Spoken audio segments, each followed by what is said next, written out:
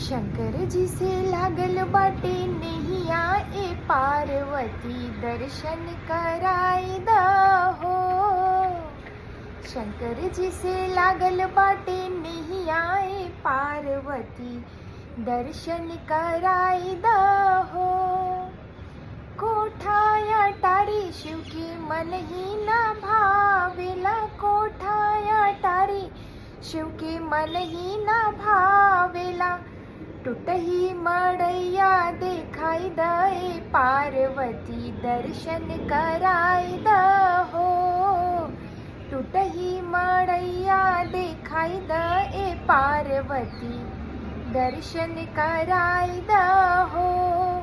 शंकर जी से लागल बाटे नैया ए पार्वती दर्शन कराई दहो।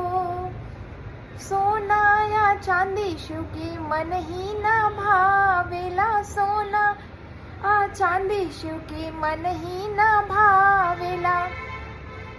सर्प की माला दिलवाई दे पार्वती दर्शन कराई दहो।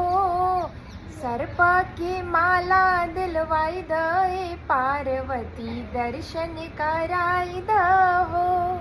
शंकर जी से लागल बाटे नैया ए पार्वती दर्शन कराई दहो।